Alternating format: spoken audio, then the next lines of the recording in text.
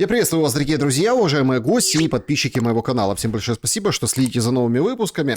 Максим Гольдарб на связи прямо сейчас. Максим, приветствую вас. Здравствуйте, Александр. Здравствуйте, люди. Да, у нас сегодня последний эфир в 2025 году. И вы знаете, это очень хороший повод понять, к чему мы пришли за этот весь год. Большие были ожидания надежды на Трампа, ожидания от Трампа, активизировался переговорный процесс, даже попытались возродить Стамбул, но, в общем, неудачно. И сейчас все переместилось в такие полуформальные взаимоотношения. Я прям хочу с этого начать, потому что это очень важный момент истины, что ли, в контексте этих переговоров. Мы привыкли, что нам информацию скармливают порционно. Анализировать что-то в каком-то, даже не то что долгосрочном, краткосрочном периоде, просто не представляется возможным. А ведь, казалось бы, нас этому, прям подводят к этому. Как пример, да, НАБУ, Майдан летом. Картонки, всякие там выражения, Европа, которая говорит, не-не-не, мы за НАБУ.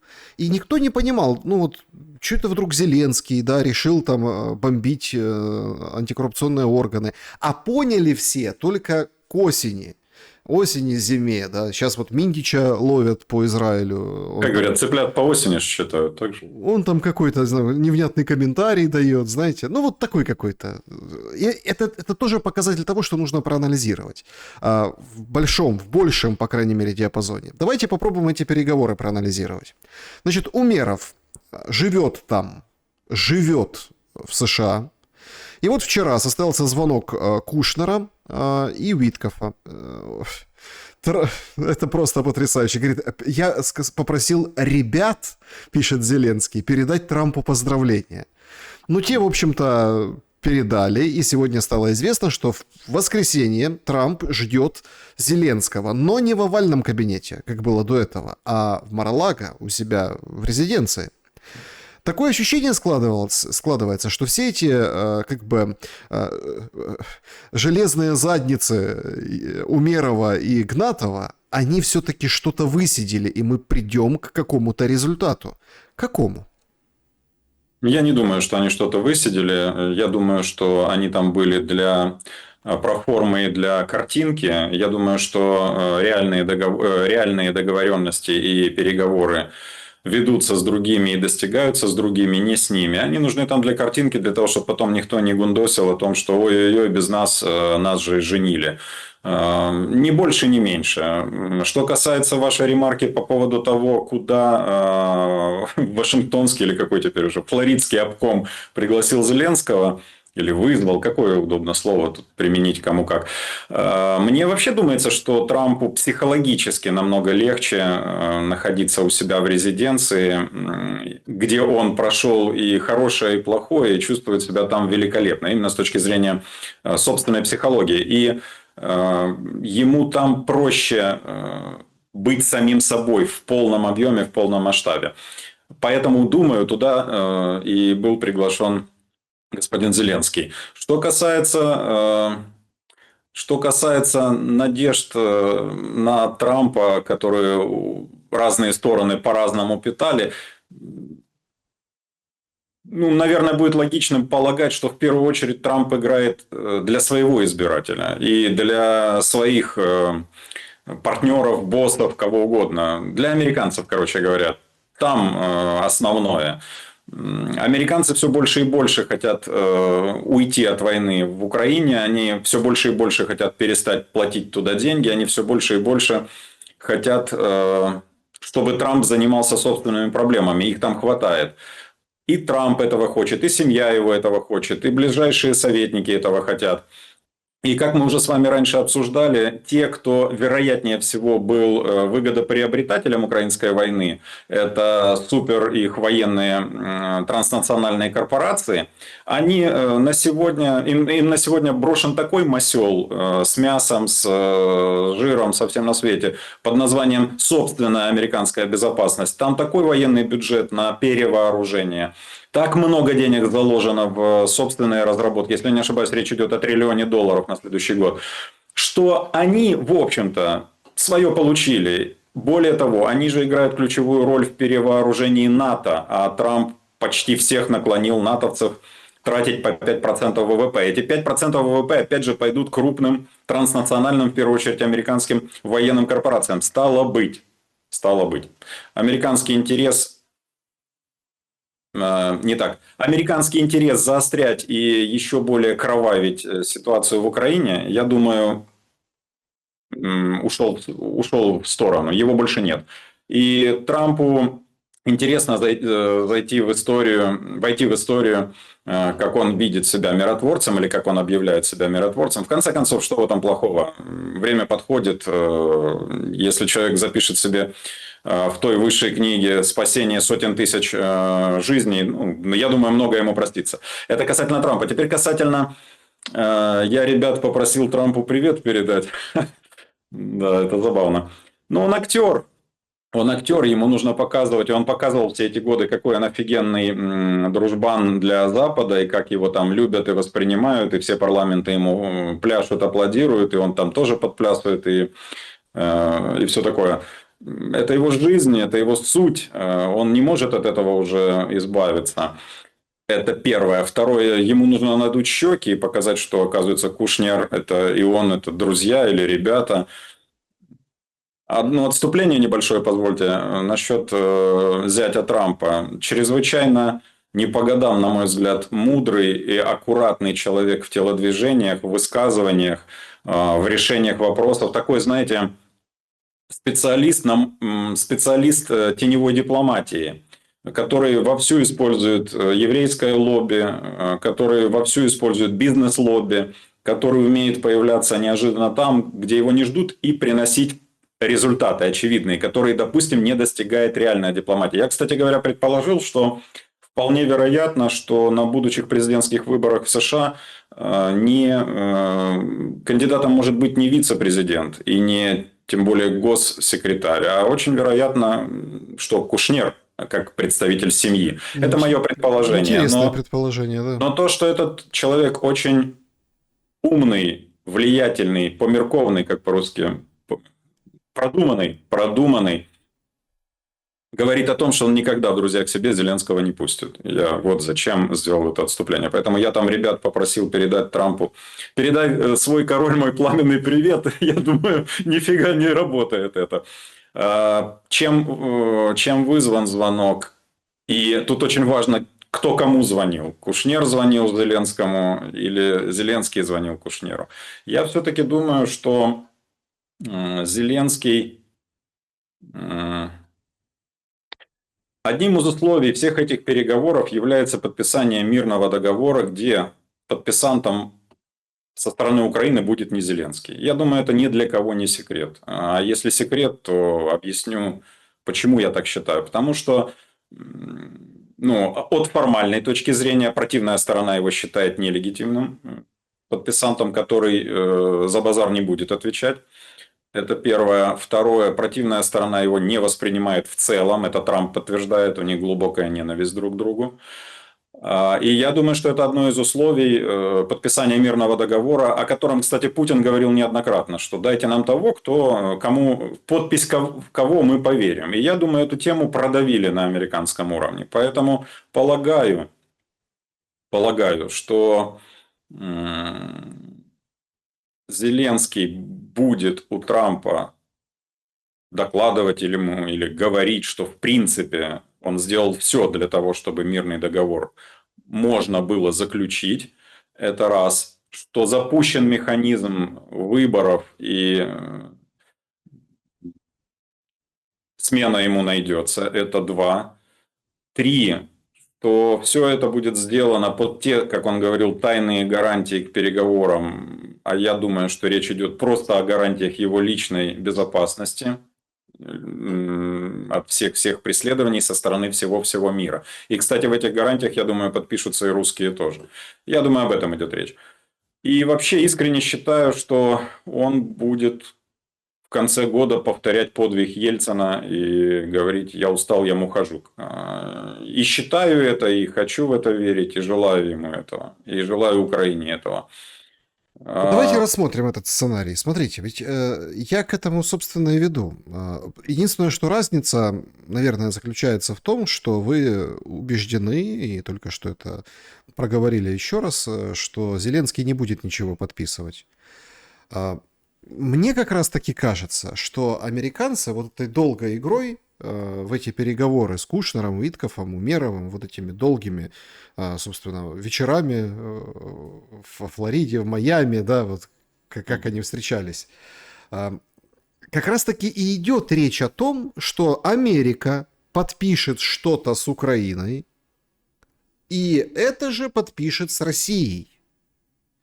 И вполне вероятно, визит в Мар-а-Лаго, многие же говорили, что, слушайте, ну, Зеленского туда не зовут, максимально, ну, скажем так, на расстоянии вытянутой руки, даже когда вот приезжал Зеленский, там его посадили как челядь, то есть туда вместе с журналистами, журналисты через его голову, помните эти кадры, задавали вопросы, а ему было откровенно некомфортно, потому что все кричат сзади, и мгм. все. И следующая там же встреча в таком же формате обеда, в общем-то, была у Орбана, а там, значит, делегация венгерская сидит так, как сидел Зеленский, а Орбан рядышком. То есть мы Мгм. примерно понимаем, да, отношения. Мгм. И Мгм. многие говорили, что в Мар-а-Лаго, ну, абы кого не зовут.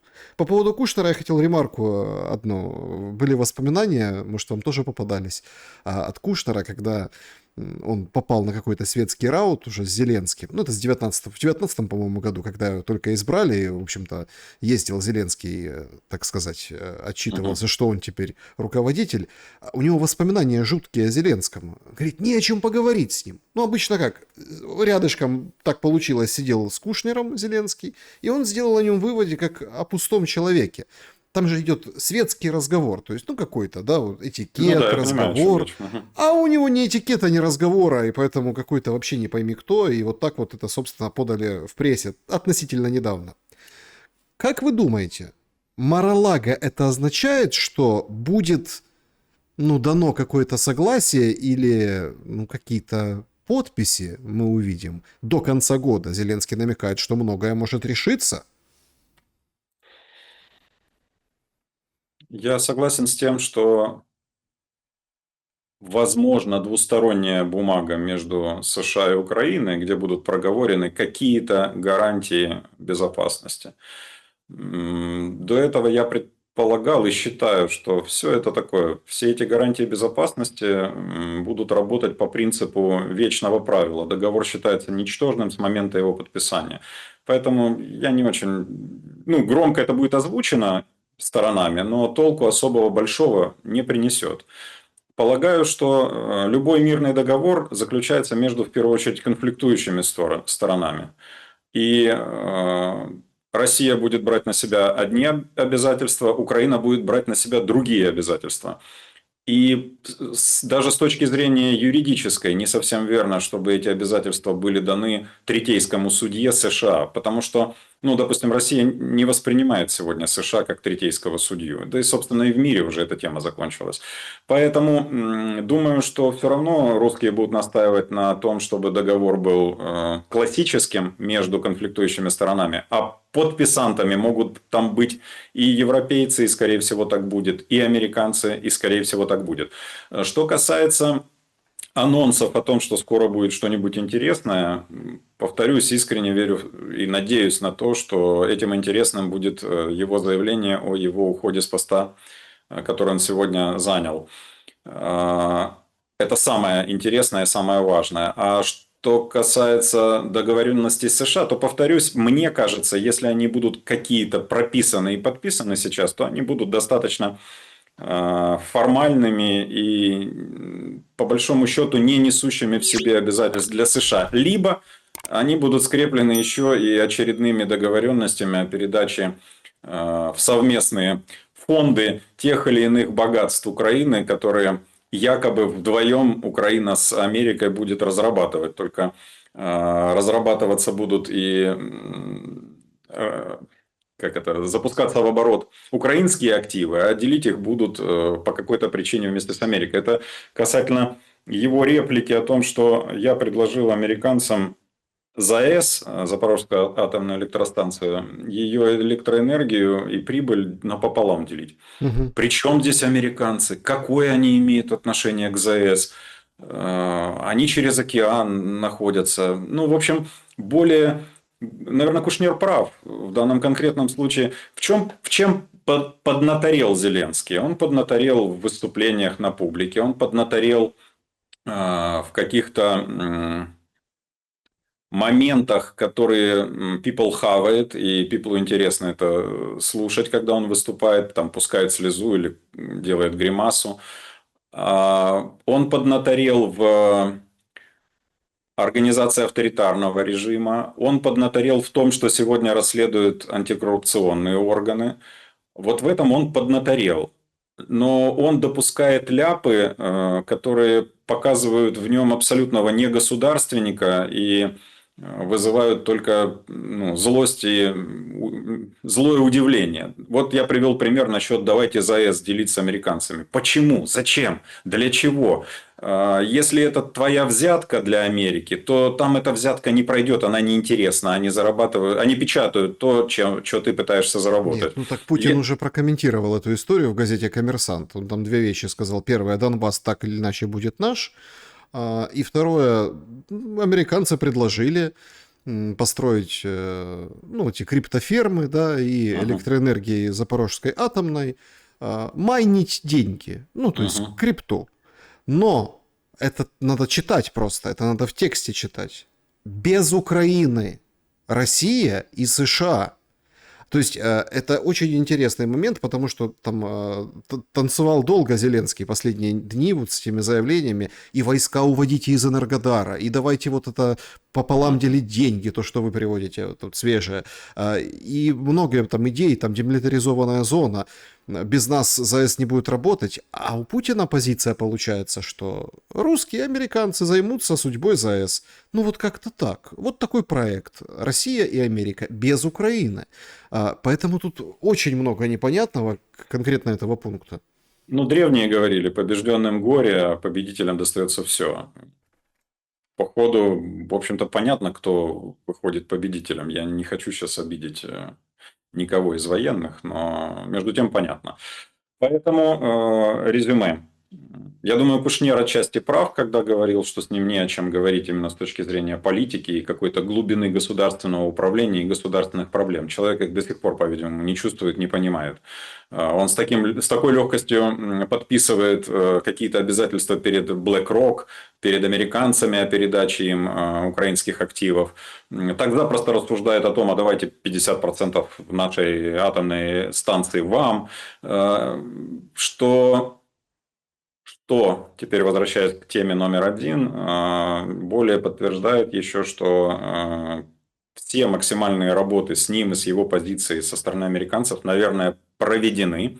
Именно поэтому его приглашают сейчас в дом к президенту США, где президент США точно не рассчитывает получить от него очередную порцию хрени какой-то и очередных рассказок, басенок и так далее. Я думаю, что вопрос будет ставиться ребром и ждут уже окончательного ответа о том, что нафиг с пляжа. Ну, в общем-то, по большому счету так. Полагаю, так. Мгм. Давайте тогда рассмотрим сценарий всего происходящего. Мы видим, как параллельным курсом в общество украинское вбрасывается и в паз, и в профиль, и из-под пола, и на фоне чего-то, и без фона. Короче, тема выборов. Уже порошенковские, ну или около порошенковские соцкомпании публикуют свои рейтинги. Думаю, вы видели, где Буданов Видел, и да. Залужный побеждают Зеленского во втором туре. Ну так, гипотетически понятно. Уже, собственно, дает направо и налево комментарии, интервью Дубовик, это руководитель Центра избиркома. Складывается впечатление, ну, по крайней мере, так видится, что, знаете, вот это кто хочет, ищет возможности, кто не хочет, отговорки. что вот очень много сейчас уделяется этому работы, ну, чтобы показать, ну, смотрите, как тяжело выборы провести. У нас всего за границей 100 этих избирательных участков, а надо там увеличивать раз в 10, а надо еще что-то. Короче, всячески рядят, судя по всему, чтобы голосование было простое. Взял телефон, ткнул пальцем. Желательно, чтобы там еще не было много кандидатов, одного достаточно. И вот такое ощущение, что к этому все идет. Если мы гипотетически рассмотрим сценарий, что 31 числа, новогоднюю ночь, выходит Зеленский и говорит, это мое последнее обращение в этом сроке, короче, до свидания, я устал, я ухожу. Запускается процесс выборов, есть исполняющий обязанности Спикер. ну да, главнокомандующего. В общем, понятно. Как тогда будет происходить все дальнейшее? Есть ли у Зеленского жажда и потребность, провернув этот финт ушами, переизбраться самому? Или все вот это вот все, что мы там видим, как они кулуарно договариваются, это просто гарантии, что там преемник, который придет, согласованный, да, с Западом, с Лондоном и Вашингтоном, ну, в общем, его и его людей не тронет, и, собственно, он, таким макаром уйдет. Может быть, переизберется когда-нибудь в следующий раз. Я думаю, что такие гарантии есть априори. Его мало интересует, по большому счету, новый или будущий руководитель Украины. Потому что не оттуда он ждет подачу. Я думаю, оттуда он ее и не получит. Я думаю, что он свою задачу во многом выполнял для того, чтобы кто-то ему пообещал, что гарантии у него будут. И повторюсь, что вот эти тайные листики с гарантиями, я думаю, что речь все-таки идет о гарантиях в отношении него самого, его богатств и его ближайшего окружения и семейства. Поэтому он этого сегодня добивается от всех сторон вообще. И от американцев, понятное дело, и от европейцев, понятное дело, и от русских. Для кого-то непонятное дело, но между тем это понятное дело. Русские тоже, по его мнению, должны ему дать необходимые гарантии. И американцы скрепят именно это как гаранты какого-то пацанского договора, скажем так. Потому что под иное, под дипломатию это не подберешь, под международное право это тоже не подстроишь. Это, скорее всего, именно договор. Теперь, что касается... Нажали кнопочку и выбрали. Вы абсолютно правы. Не так уж много будет кандидатов. Все настоящие оппозиционеры находятся или в тюрьмах, или убиты, или за рубежом. А по нынешнему законодательству они не имеют права баллотироваться в силу ограничений в украинском законодательстве из-за отсутствия на территории Украины определенное время. Стало быть, колода будет перетасовываться среди старья. Вы назвали Порошенко, можно добавить там еще какие-то персоны. И туда добавятся новые персоны, армейцы, военные, за которых люди 100% будут голосовать. Потому что я сейчас не берусь говорить о том, что будет дальше. Вернее, не хочу сейчас говорить о том, что будет дальше. Я хочу просто обратить внимание, что по всем соцопросам армия как была лидером в общественном мнении доверия, так и остается, 90 с чем-то процентов. А те две фамилии, которые вы назвали, яркие представители этой армии. Повторюсь, я не говорю, кто хороший и плохой, кто великий командир, кто не великий. Я говорю, что они в глазах людей яркие представители армии. И стало быть, априори они имеют все возможности победить. Очень плохо будет и для них, в частности, и для Украины в целом, если они к себе подпустят условных Порошенок и всю эту мерзоту, которая с 2014 года убивала страну. Очень плохо. Людям свойственно надеяться даже там, где вроде бы надежды не совсем верны, они как минимум не математичны, но свойственно надеяться и хочется надеяться на то, что, кто знает, вдруг тот или иной военный генерал окажется еще и прекрасным государственником и поймет, что в данном случае для Украины, для того, чтобы она осталась, а он остался ею управлять, война не нужна, а нужен мир. Кто знает, может быть, он будет заниматься этим и работать для этого, играть в это, и принесет не войну дальнейшую, а все-таки мир. И в связи с этим любое присутствие рядом Порошенок и прочего поганого мотлоха, он только испортит и реноме, и в целом ауру не очистишь потом, и результаты работы будут крайне отрицательными. Что же касается того, а давайте представим себе, Давайте. я не думаю, что он будет сегодня играть в дополнительные выборы. Вот не думаю, потому что все-таки считаю, что одним из условий договоренностей мирных является его отсутствие, его уход и подписание бумаг другими людьми. Ему и невыгодно сегодня выискивать и вытребовать и выбивать для себя и для Лаве гарантий, для того, чтобы потом всех кинуть и побежать на выборы и сказать, ой, так случилось. Ну, тут же гарантии обнулятся. Да и не случится, в общем-то, так. И еще один небольшой штрих. Вы начали сегодняшнюю беседу с летней историей о нападении на НАБУ с его стороны. Да? Так вот, вернусь к этой организации. Вы же обратили тоже внимание, как и все, как информация из НАБУ была поставлена на паузу. Резкий фонтан информации, у всех уши аж загнулись. Вот. И тут тишина. Ответ может быть только один, другого не может быть. Это уже я говорю как профессиональный прокурор, как человек, который знает, что такое оперативная деятельность, негласные мероприятия. Выдали небольшой комплекс информации. Небольшой.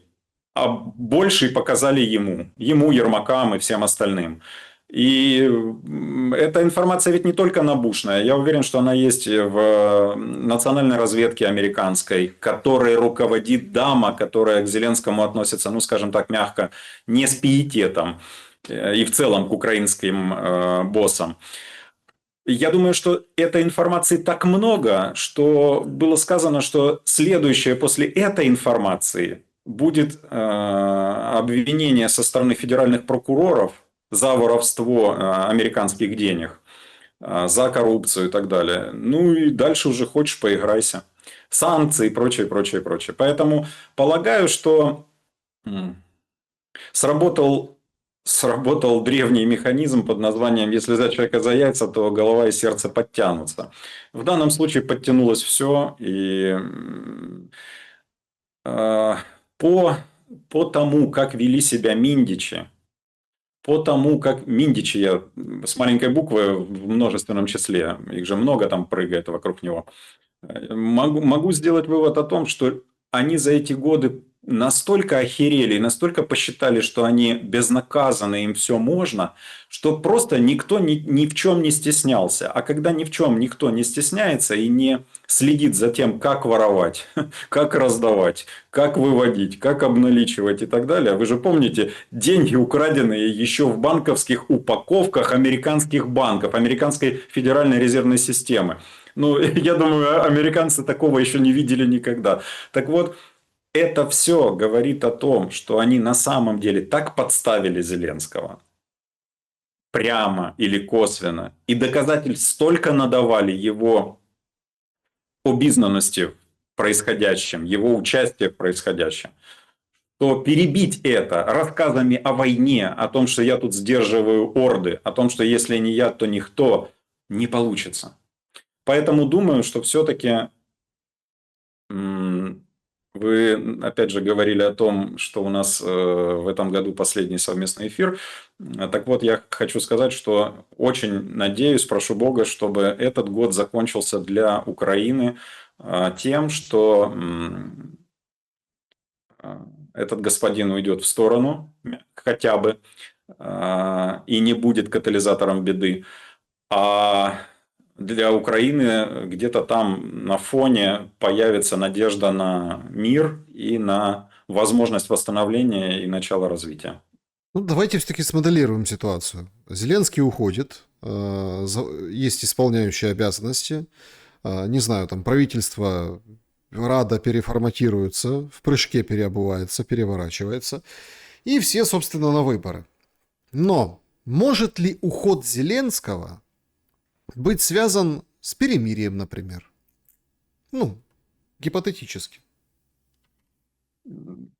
каком смысле, извините? В Сначала прямом перемирие, смысле. потом уход или... Нет, ну вот 31 числа уходит Зеленский, и все, перемирие, и Украина занимается собой, выходит на выборы, а потом рождает какого-то некоего лидера, который уже как бы под гарантией, рожденный, подписывает, и все, собственно, заканчивается, да, какой-то более-менее устойчивый мир. Просто я почему вот сюда захожу, завожу нашу дискуссию, потому что это ведь очень важно. У Зеленского в этих пунктах и в его последней риторике типа, да мы мобилизацию, может, отменим или частично отменим. Ну, то есть такое хорошее что-то, знаете, вот как бы вот он намекает на хорошее. Я даже, если честно, подумал, что это предвыборная кампания, а не пункты, которые он представил. Мол, смотрите, как я боролся, какой я герой, какой я молодец. Но тут же очень, так вот очень выглядит таким образом специфическим вот этот момент, если он возьмет и уйдет, как бы непокоренный. Следовательно, надо дать Украине провести все. Но там написан референдум. А вот этого вообще непонятно. Референдум о чем? Референдум как? Референдум уже будет без Зеленского? Так это другой референдум, чем референдум с Зеленским. Ну, вопрос с референдумом в целом вызывает горькую усмешку, потому что еще недавно Зеленский заявлял, что выборы проводить в воюющей стране невозможно, и при этом, а давайте проведем референдум по тому, чтобы оставить те или иные восточные земли.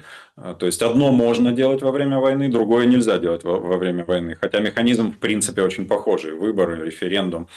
Я думаю, что он во многом, как персона, является катализатором военных действий. И я думаю, что его уход в сторону повлечет за собой и перемирие, и дальнейший мир. Почему перемирие? Потому что недавно Россия заявила о том, что она готова обеспечить, ну, скажем так, безвоенный выборный процесс. Мы отлично понимаем, что в целом результаты подобного процесса и подобных выборов, они, мягко говоря, сомнительны. В стране нет подавляющего числа граждан, которые имеют право голоса. Как будут марафетить, фальсифицировать голоса за рубежом, ну, не секрет ни для кого. Как будут, ну, какое количество людей просто не проголосует, какое количество людей уехало и потерялось, какое количество людей погибло и до сих пор находится в списках избирателей. Я к тому, что все трезвомыслящие понимают, что в принципе результаты этих выборов будущих будут такие погрешные, с такими погрешностями, что их можно, что вопрос их легитимации, он будет очень большой. И легитимными эти результаты будут признаны только после того, когда американцы, европейцы и русские скажут: да-да, хорошие результаты, нормальные, теперь новый гетман, поздравляем, мы готовы подписать мирный договор. Потому что именно для этого все это и устраивается, для того, чтобы мир признал нового директора, сказал: хорошо, ты пока давай исполняй обязанности, подписывай бумаги, а там дальше посмотрим. Вот, думаю, механизм будет выглядеть именно так. Выборы будут проведены на скорую руку, с большими ошибками, с большими натяжками, с большими искусственными добросами, дописами и так далее и тому подобное. Я думаю, так будет сделано, и ключевым внутренним игрокам будет сказано: тихо, ша, это нужно, потому что так решили внешние дядьки. Это нужно, потому что мы вам говорим, что это нужно. Это нужно для Украины, для мира, для перезапуска Украины. И я думаю, что те, кто будет против, они замолчат, а люди выполнят свою внешнюю задачу, я имею в виду внешнюю для процесса, проголосуют, и у внешних игроков крупных будет возможность сказать: не, ну вон же народ проголосовал, нормально, работаем. Пришлют послов, примут их послов, ну и так далее. То есть процесс легитимации произойдет. Стало быть, есть выражение, что персоны делают историю. Я вам говорил как-то, что и к врагам, и к друзьям я стараюсь относиться уважительно. У Зеленского очень много удивительных качеств, которые ему помогли сегодня стать тем, кем он стал. Вспомните конец 2021 года, начало 2022 до февраля. Как его только не парафинили, как его только в грязь не кунали. За несколько дней до начала конфликта в «Нью-Йорк Таймс» вышла разгромная статья на передовице, где его называли и клоуном, и неумелым управленцем, и так далее и тому подобное. Вспомните его ролик, который запускали по плюсам, где он со слезами на глазах, там, о нем со стороны рассказывали, вот над ним смеются, а ему же так больно и так далее и тому подобное. То есть он на тот момент был уже в глазах народа и предателем, и таким сяким, и плохим, и прочее, прочее. Война дала ему возможность изменить картинку. Я не говорю измениться, я говорю изменить картинку.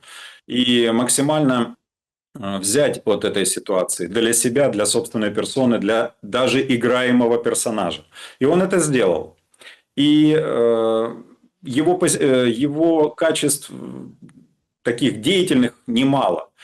Но то, что он в силу своей внутренней структуры, желаний, к сожалению, явился катализатором проблем, это тоже очевидно. И народу это очевидно. И народ, кто бы там что ни говорил, голосовать за него не будет. Потому что уходить ему нужно было в ореоле славы чуть раньше, когда срок заканчивался. Тогда он бы вошел в историю на самом деле красивым, а все обсирушки, вернее не так, а весь негатив настоящий, объективный против него был бы назван обсирушками со стороны завистников и врагов. А так, эти 2 года он сделал все сам для того, чтобы реноме свое очень сильно подпортить. Поэтому полагаю, что при том раскладе карт, которые сегодня готовятся выложить на стол в игру в выборы, априори будут побеждать военные, априори. Я думаю, что эти кандидатуры кругом согласованы, никто не будет против, во всяком случае, попервах. И я думаю, что этим кандидатурам будет сказано. И у этих кандидатур, кстати, у того, кто придет потом после Зеленского, всегда будет возможность народу говорить, так это не я отдал. Это не я так сделал. Это не я был главнокомандующим, верховным главнокомандующим, который смешал политику, личные интересы и военщину. Это все там, туда вопросы, там ответы. Это его результаты царевания. А мои будут лучше там или не будут. Резюме. Мы приходим все-таки, наверное, вольно или невольно к не совсем гражданскому лицу. Там назывался и среди кандидатов из тех, кто присутствует, и более-менее померкованный Разумков, по-моему.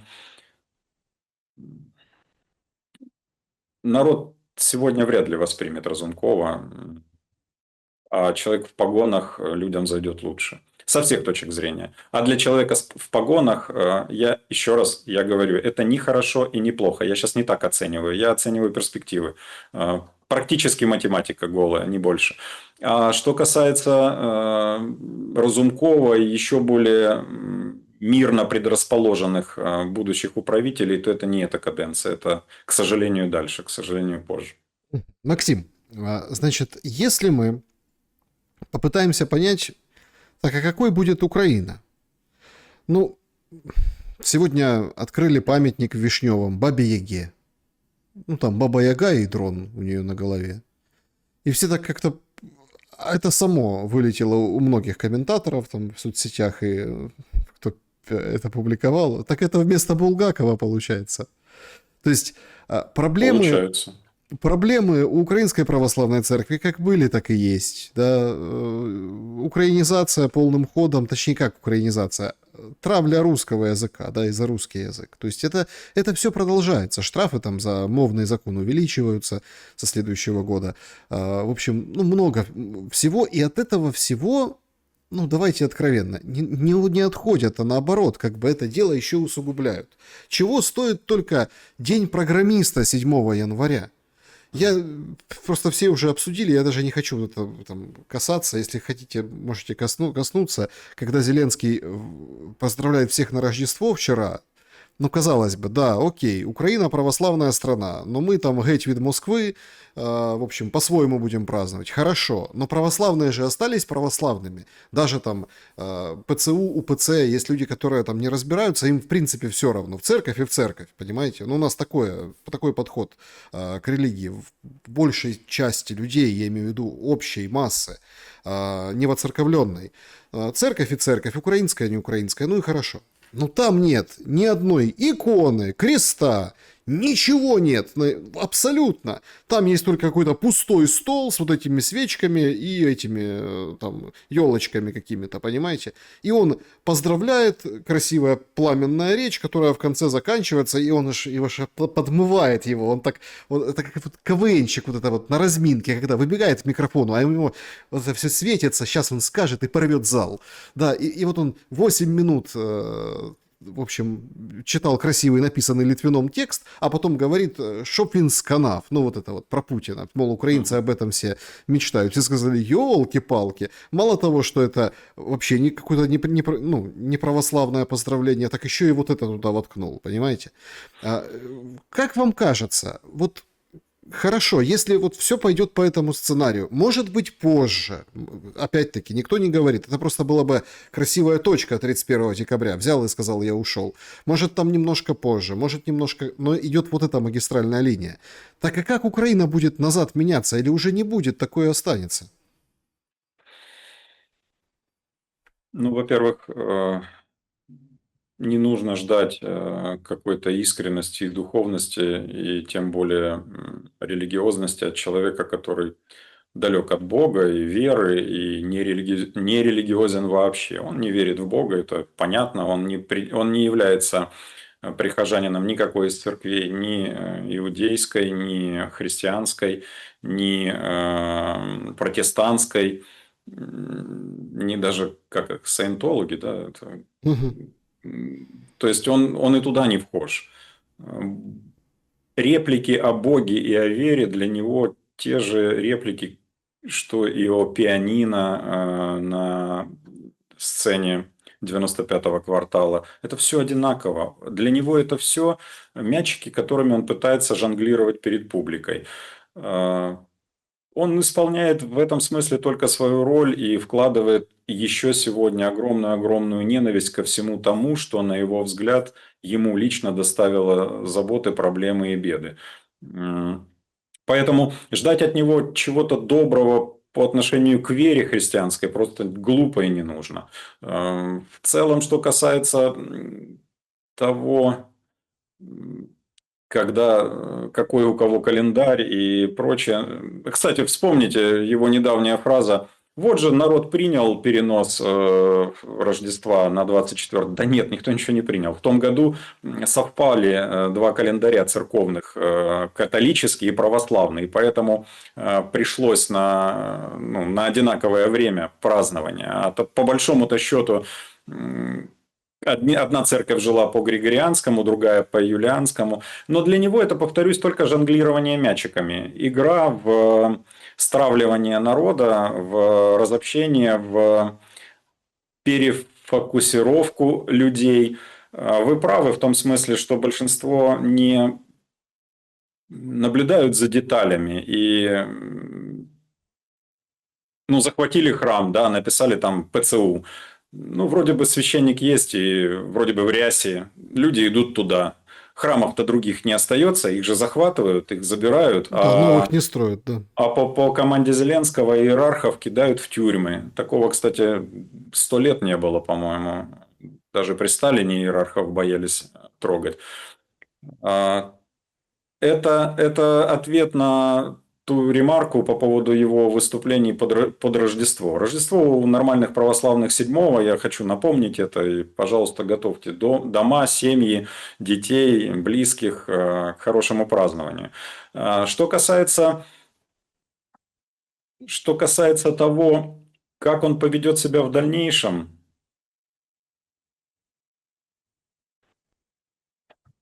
я думаю, что любые гарантии, знает он это или не знает, они недолгосрочные. И они очень конъюнктурные.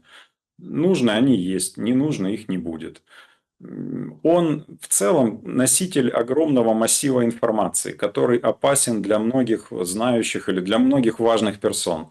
И чем больше носитель будет носить это, особенно если он не держит себя в руках, а многие видят, что он не держит себя в руках в последнее время, появится достаточное количество людей, которые будут переживать за то, чтобы ненужная информация в отношении них никуда не вышла. В отношении них денег, войны, власти, дележа и так далее и тому подобное. Поэтому, полагаю, до него где-то глубоко внутри все равно доходит его зыбкость его положения и хрупкость всего того, что он выстраивал, и всего того, что он пытался заработать. И, и это в том числе провоцирует подобные глупые высказывания в рождественские, как он считает, праздники. Ну, собственно говоря, для католиков-то Украина это Рождество, для греко-католиков Рождество, для униатов это Рождество, ну, скажем так, для той части Украины. Ну, люди празднуют хорошо, с праздником их.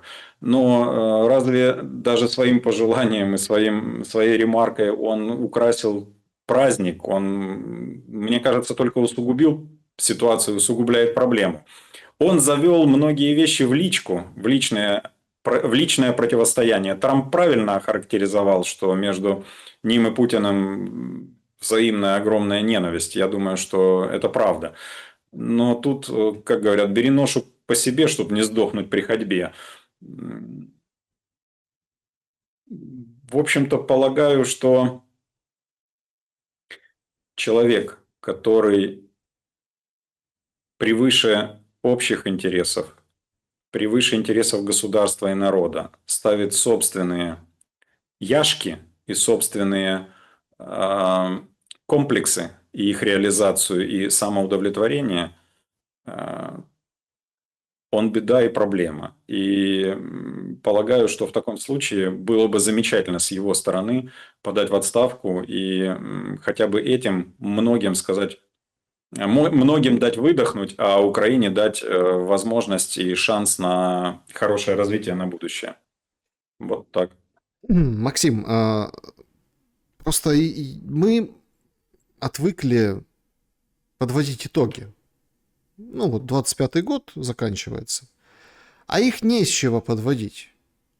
Потерь никто не знает. Все ориентируются на то, что когда-то сморозил Зеленский по поводу там каких-то 40 тысяч и так далее. Ну и вот и все, понимаете. Все видят, что в этом году вот эти 15 миллионов за погибшего солдата превратились в пенсию какую-то там растянутую во времени.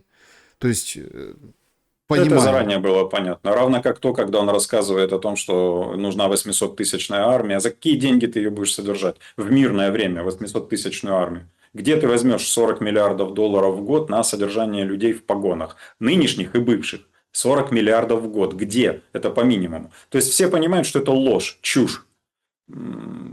Извините за... Но все, как бы все видите, ну видите как, ну никто, все разучились такое ощущение, что считать. И все собирается по каким-то крупицам, каким-то заявлениям.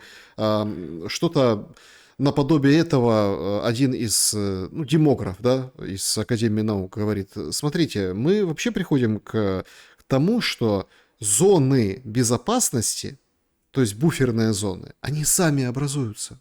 Сами. То есть люди там не живут. Это правда. Север Сум пустой. Ну, то есть нет никого. И так было худо, потому что смертность, потому что бедность, потому что, ну, то до военной, я имею в виду, до 14 там, года, с 14 года, до 22-го, а сейчас вообще. То есть и там просто нет людей.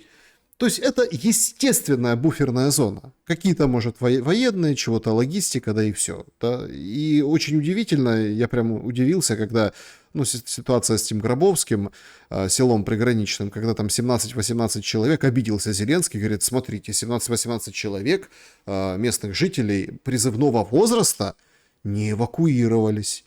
Так ясно, почему не эвакуировались. Они эвакуируются, их загребут в ТЦК, они лучше дома посидят. И там же граница вроде как, и Сумы Ну вроде, да. вроде как не претендует Путин на нее. Но тем не менее, в село зашли, местных увезли, и сейчас это вот там как бы поднимается.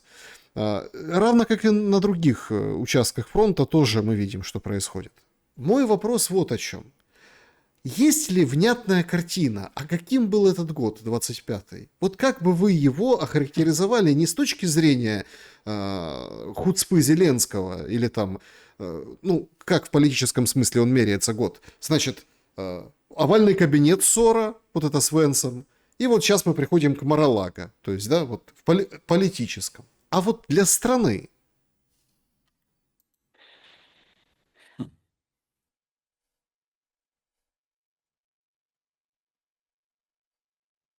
Год большей степени беды, разочарований, разрушений и проблем, и он намного в меньшей степени год маленьких, но все-таки зародившихся надежд. Год, когда на вопрос, а будет ли Украина или а нужна ли Украина, я и такие, как я, намного более уверенно отвечают «да, нужна и да, будет». Год, который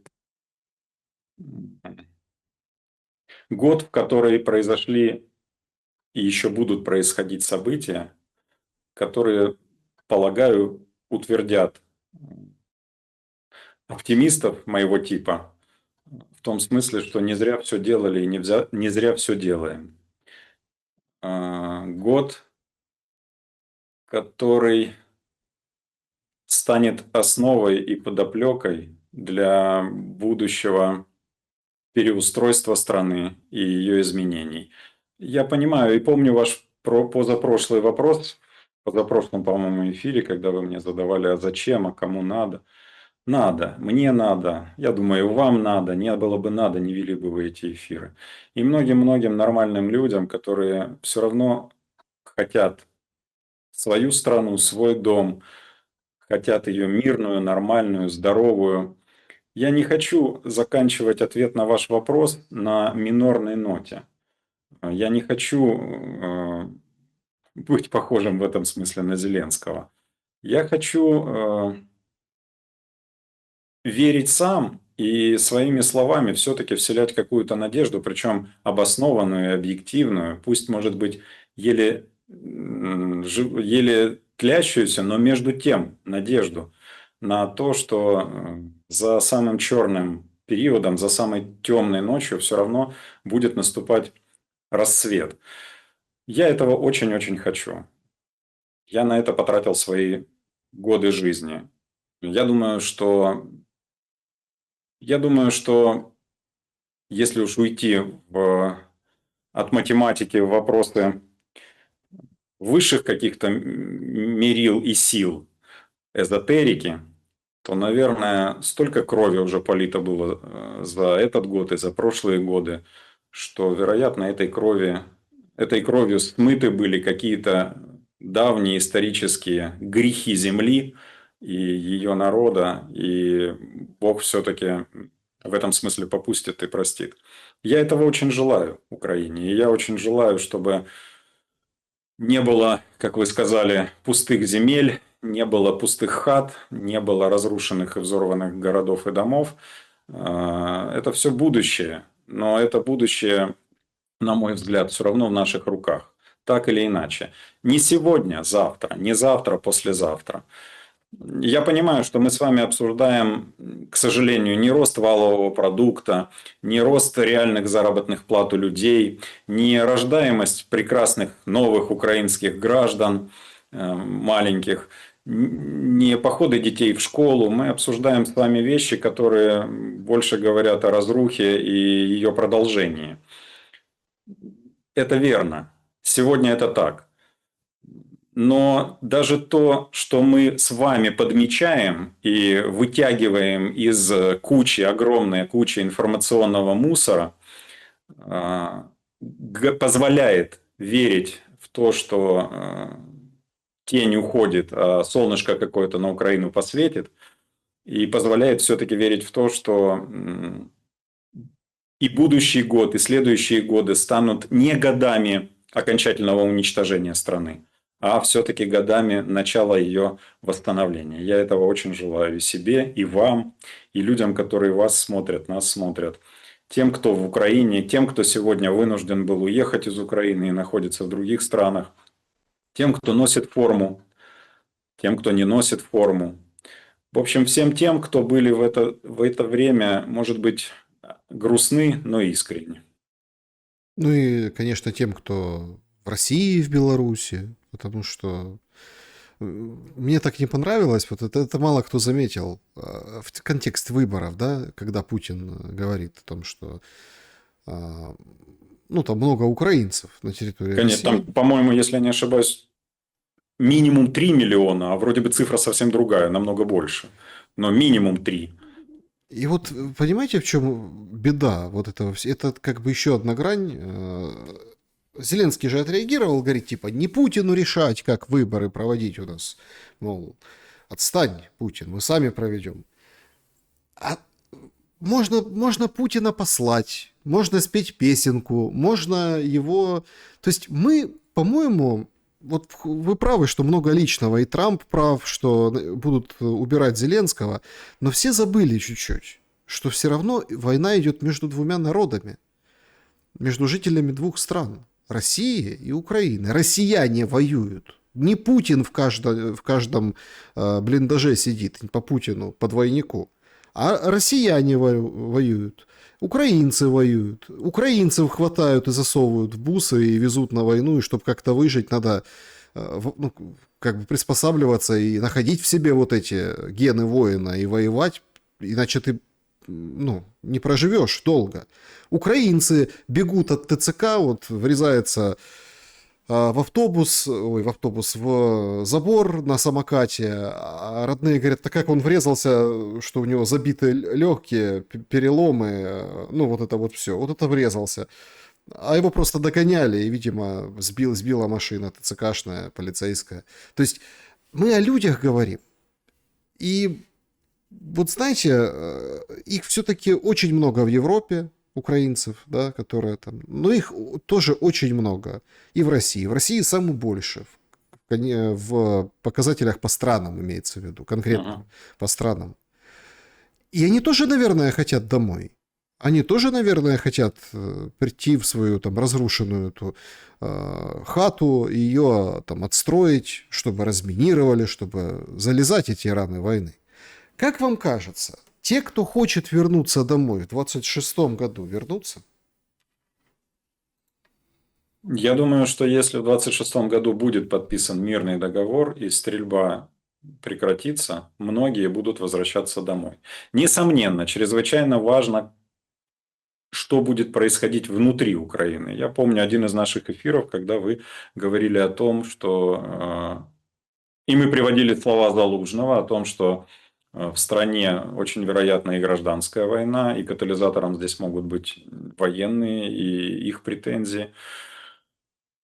Несомненно, если вспыхнет пламя той или иной гражданской войны и внутренняя беда или резня будет, то, конечно же, люди не будут возвращаться, а будут бежать. Но если этого не произойдет, если порядок в стране будет каким-то образом поддерживаться, уверен, что пусть не половина, но как минимум четверть от тех, кто уехал, захотят возвращаться. Конечно же, очень важно, что их будет встречать дома в Украине, кроме разрушенной, как вы сказали, хаты.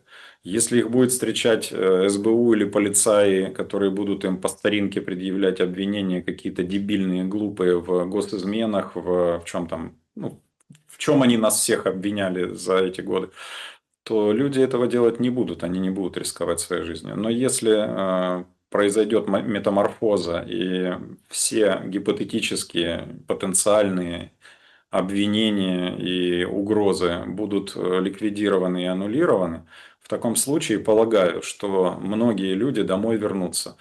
Все равно это дом, все равно это свои люди, все равно это свой язык, все равно это свой взгляд, все равно ты там не чужой, ты там свой. А где бы ты ни был за рубежом ты fremde Leute, ну, чужие люди, и воспринимают тебя всегда как чужестранца. Не говорю, что там второсортного или третьесортного, неважно. Важен сам факт, и ты это знаешь, ты это чувствуешь. И еще, как-то так получалось, что в Украине достаточное всегда было количество пассионарных людей. Меньше, чем, допустим, там, в других нациях, в том же еврействе. Но все равно много было пассионарных людей. И, кстати, нынешний военный конфликт подтверждает мои слова. Вспомните 22 год. Вспомните сотни тысяч тех, которые просто пошли на фронт. Не потому, что бусики были. Не потому, что Зеленский каждый день хрипел. А просто пошли туда. Они так считали. Пассионариев хватает. Да, этих уже не стало.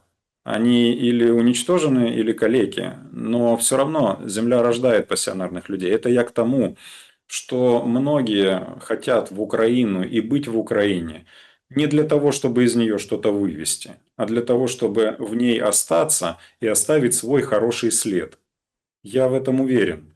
И это не обязательно молодежь, хотя хотелось бы, чтобы это в первую очередь была молодежь, им детей еще рождать. Это и не молодые люди, уже пожившие, которые точно так же хотят вернуться в страну и свой опыт, свои знания передать и будущим правителям, и будущему правительству, и по отраслям и направлениям, и в экономику, и бизнесу, и так далее, и тому подобное. Поэтому